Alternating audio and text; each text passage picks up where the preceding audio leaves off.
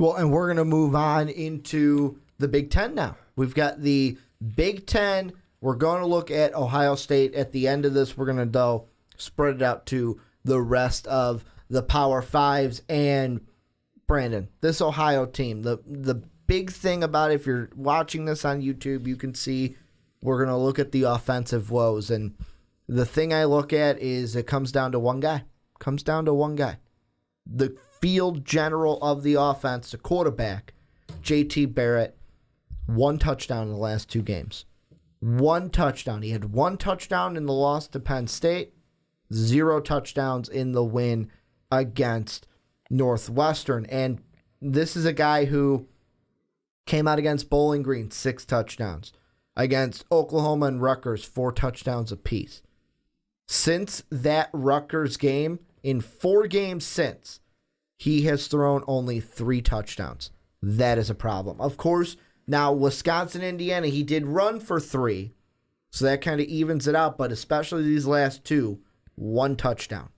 1 total touchdown. In the last 2 games, Penn State and Northwestern, 2 teams that Penn State, they're not a slouch. Northwestern also not a slouch, but teams that you would think at Ohio State at their level, they're a different level. Ohio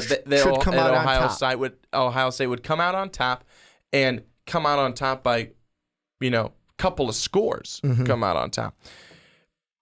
J.T. Barrett in those last 2 games has thrown for 478 yards in just 1 TD. In the game against Penn State, he carried the ball 17 times, 26 yards. Game against Northwestern, carried the ball 13 times, 71 yards. J.T. Barrett right now, this offense lives and dies by J.T. Barrett. And it was thriving at the beginning of the season. It has really started to sputter and lose its steam. I think a big problem in who I'm blaming, that offensive line. It is awful. It's really bad. And if they can't get that figured out, there's no way that Ohio State's going to be able to go up against Michigan and think they have a chance. Well, and that's the huge thing. This Ohio State team, just the team overall, I look at the future, like the future games, and I wouldn't be too confident because you've got Nebraska this week on ABC, primetime game. Yeah, it's at home, but Nebraska's a tough team this year. Then you got Maryland. Okay, you should win that one. Michigan State, I'll give you the win there, but that Michigan State game could be a trap game because we know Michigan State is well coached. They just haven't been good this year. And then you got Michigan. And this Ohio State team, with myself, I'm feeling very confident because, Brandon, as you know, I'll let you refresh our viewers and listeners' minds of who did I say was going to win the game at the end of the year between Michigan and Ohio State? Who did I say was going to win? Do you remember? Michigan. So I'm very confident because I think that I'm going to be right because Michigan seems to be up here and Ohio State seems to be right down here right now. Not down here, but right here, still below Michigan. This Nebraska game has to be, for the offense, it has to be the Kickstarter. If you're JT Barrett, if you're this offense, you have to have a good game here so you can just kickstart it. Restart the offense, get momentum into Maryland, into Michigan State. Then we're looking at the game against Michigan. There's a lot that could change before Michigan, but if they come out against Nebraska, have a similar game like they did against Penn State and Northwestern, I don't think that momentum gets any better with a Maryland or a Michigan State. And if this game is close against Nebraska, I think it's an easy win for Michigan. Well, not easy because it's always a rivalry game, but I can confidently pick Michigan to win and go to the college football playoff. I think that right now is a point where I'm certainly going to agree with you. Nebraska is a team that's very, very good. Even in their loss to Wisconsin, they took them to overtime, and Wisconsin was favored to win that game. I think Nebraska did a very nice job, and I think with Tommy Armstrong Jr., they have an offense that's been actually really good this season. I think that for Ohio State, right now, if they cannot protect their quarterback JT Barrett, and they have to rely on that defense the entire time to keep them in the game.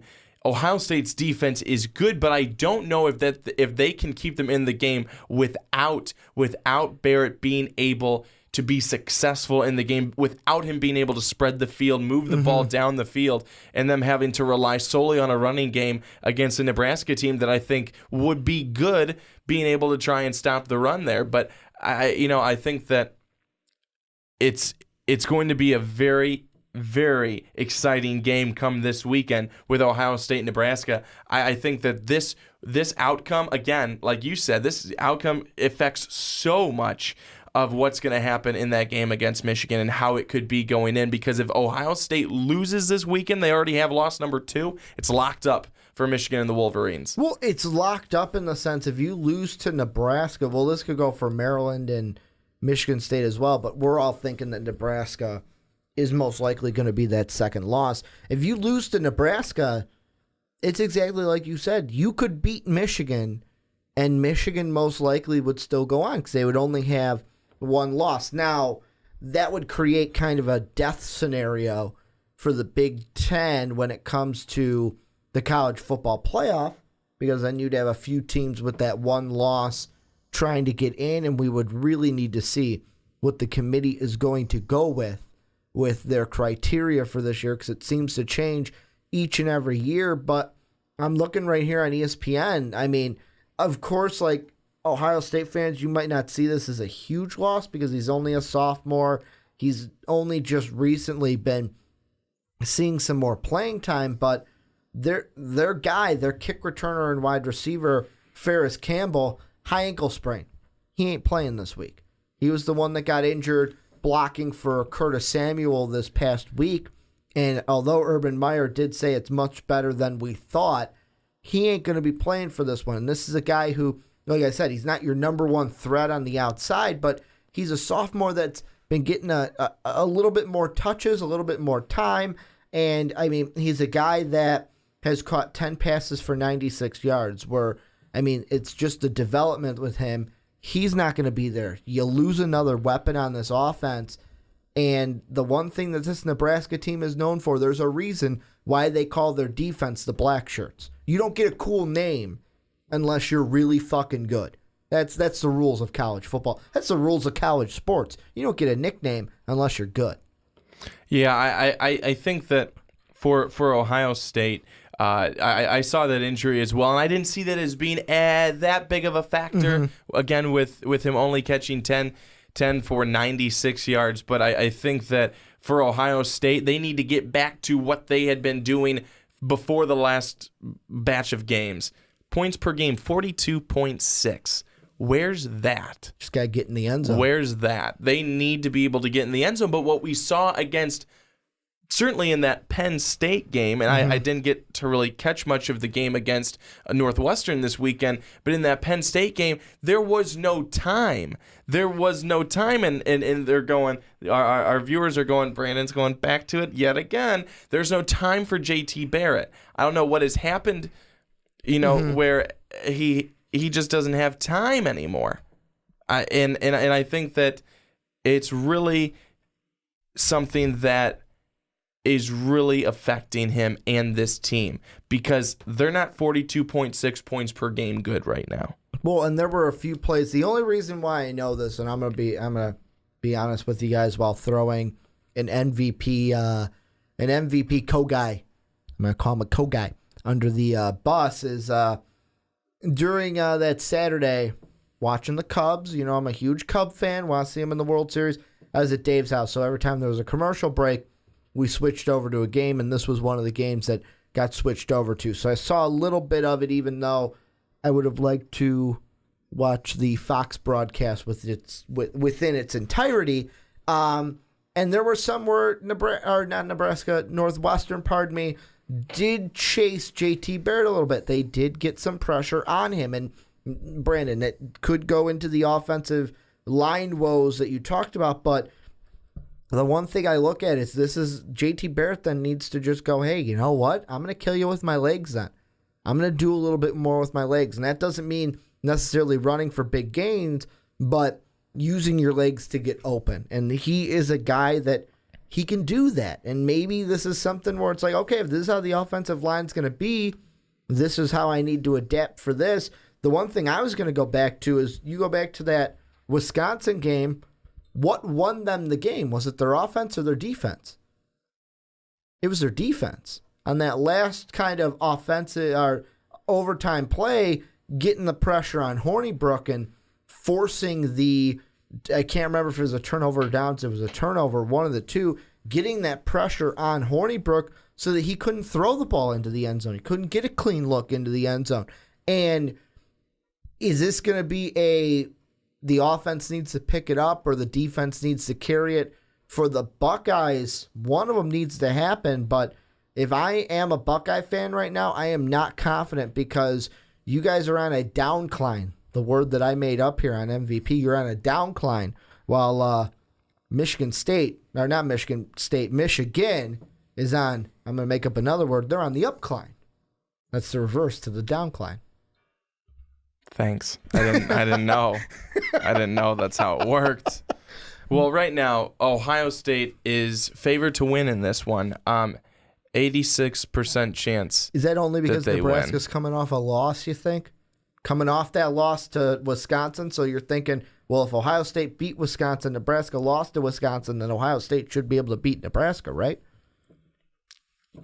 I don't know. Trying to put 2 and 2 together, math style. I think it's probably just because Ohio State is Ohio State, and they've only lost one game. Nebraska, I think they probably look at Nebraska as a team that when you put them up against an Ohio State will falter. But well, I don't know. And another thing that we could see, and I want to bridge this over before we go into the college basketball topic. I want to bridge this over into I'm looking at an article here on ESPN. And it's basically titled "Playoff Nightmares: Scary Scenarios for Each Power 5." And I want to begin with the Big Ten. Kind of go through a little bit of each, hit on a little bit to kind of end this Ohio State discussion. Ohio State is the revolving point or the sun to the Big Ten when it comes to the playoff nightmare, because if they beat Nebraska, they're in good situation. They can then maybe win against Michigan, still get into that Big Ten title game, still get into the college football playoff. However, by them beating Nebraska, that could give Wisconsin a edge to win the West, and we could get a either Wisconsin-Michigan or Wisconsin-Ohio State rematch in that Big Ten title game. However, if Ohio State loses against Nebraska and we see Nebraska-Michigan, that's a good scenario because either one of those would get in. But if Ohio State beats Nebraska but then loses to a Wisconsin, then we got some big trouble because then it's a 2-loss team in the conference. Do you think that the nightmare for the Big Ten, should we be afraid of a nightmare where it's a 2-loss Wisconsin team somehow wins this conference and then we don't see a Big Ten team in the playoff? No, I don't think so. I don't think so at all. I mean, I that would have to have so many things fall just into place exactly how you said it. I don't think that happens. In all honesty, Ricky, I want to be honest and just kind of throw it out here. We've been kind of talking about it.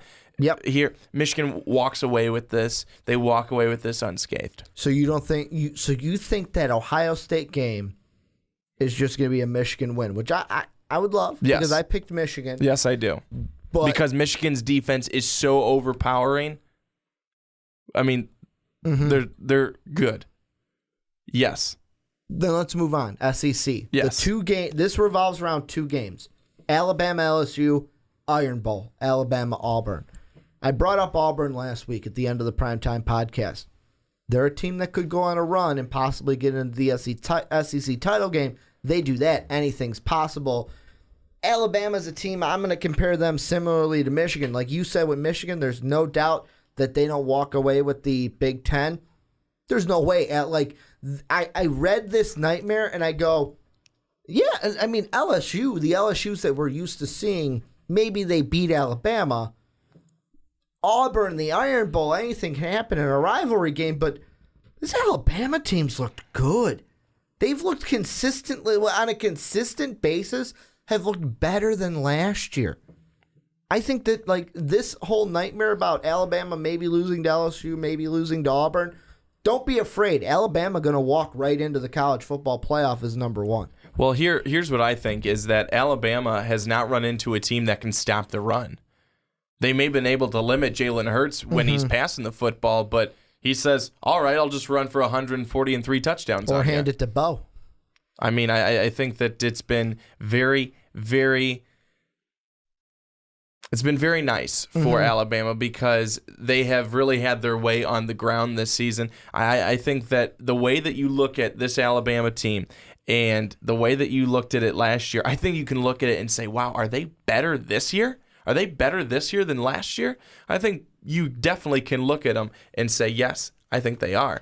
And another thing is that I think that this Alabama team, so many times we've looked at them and said, okay, you know, this is going to be a test. They're playing Tennessee, blows them out. Okay, this is going to be a test. They're playing Texas A&M, 33-14, not necessarily close. Sean picked that game, by the way. He said Texas A&M was going to win. Yeah, good job, Sean. Well, then again, I can't talk. My picks have been awful this season. I think we've all been awful except for Mark on the college football side. That's not even fair. But I think that these games that Alabama will play against LSU and against Auburn, they'll be big games because they're conference games. But I think that Alabama, if they play the way that they've been playing, they come away with wins here. Now, the next two, before we get into the next two, about that Mark Weber thing, you want to know what makes his predictions so much worse? And I only noticed this today by looking at mostvaluablepodcast.com. Here's a tweet that he put out a little while ago. People really need to start listening to my NCAA football predictions. Hashtag NCAAF, hashtag BCS. Hey, Mark, the BCS doesn't exist anymore. That's how much Mark, he doesn't have a clue. Mark is a guy who, NFL is real football, college football is fake football. He's just making the picks and making us all look bad. I saw that and I was like, oh, why are we losing to him? But the next two nightmares, I think these two nightmares could come true. The first one is Washington. Sorry, Sean. And the reason why I say that is Washington almost lost to Utah. They're a team that, like you said before we hit the record button, how is this team still winning? Why are they still relevant? And you look at who they got coming up, a Cal team that everyone's going to overlook but could rise up to the situation and maybe upset them. A USC team that has been playing better since that first game against Alabama. And, oh, yeah, that's right. They end the season on a Friday, November 25th. Against right now ranked Washington State. And then if they get to the Pac-12 title game, they'll just have to play most likely Colorado, which is a pretty tough team and almost beat Michigan this year. So to me, I look at this and I go, there's a chance Washington could win out. But this nightmare of Washington losing a game has a higher percentage of either of the two we've talked about so far. Yeah, I don't know. With Washington right now, they have the test was Utah. Washington's looking pretty good to not lose a game. So you think they won't lose it? I think the one that they might lose is Colorado's the one. In the Pac-12, if it's a Pac-12 title game, big stage, Colorado could upset them. Most likely won't, but it is a higher percentage of happening than either the Big Ten or the SEC being shut out of the playoff. I don't know. It really makes me mad to say it, but I just don't. I don't know if Washington will lose. Like I said, I really think that the test for them was Utah, and Utah wasn't able to. And they got past them to make it happen. They couldn't give them the first loss, and I think that this Washington team that's in my opinion come out of nowhere this season to be quietly good, and now not so quietly good. Game day was there this past weekend, and I think that this is a team that definitely could go undefeated. How about another one that I think could happen? ACC. Clemson's got Syracuse, Pitt, Wake Forest, and South Carolina coming up. This is a Clemson team that has had a problem of playing down to opponents so far this year. Oh, yeah, that's right. Then if they do get past these four, they just got to play North Carolina or Virginia Tech in the ACC championship game. This and the Pac-12 have the highest chances of maybe being the nightmare that comes true, because Clemson hasn't looked like that dominant team. Deshaun Watson hasn't looked like that dominant quarterback. And Washington, are they for real or are they fake? They're that team that we ask every year, are they for real or are they fake? They're the Oklahoma of last year. They're that, can they make a run? And then get blown out in the first round. Clemson, though, I think that playing down to opponents could hurt them sooner rather than later. Clemson will struggle again with South Carolina this year. Do they lose that game? They don't lose, but they will struggle again with them. They did last season. I see them doing it again this year. What about if they play North Carolina or Virginia Tech in the ACC title game? Could we see one of those two teams knock off Clemson? And North Carolina has the most legitimate chance, I think, out of those two teams that you just mentioned, but I don't know. I don't know if North Carolina has looked as good to me this season. Neither has Clemson, but I don't think that North Carolina has looked like, oh, yeah, man, they could totally go and get them. No, not in my opinion. And then the Big 12, you're probably asking, well, Ricky, what's our nightmare? You don't have a nightmare. Because no one cares. It already happened. Basically, what the Big 12 needs to happen is one of the other four nightmares that we talked about. They need to happen for the Big 12 to possibly get back in. But this is where you guys let us know down below any of the nightmares we talked about, Ohio State fans, any of the issues that we talked about, your offense and this team. Let us know down below in the comment section.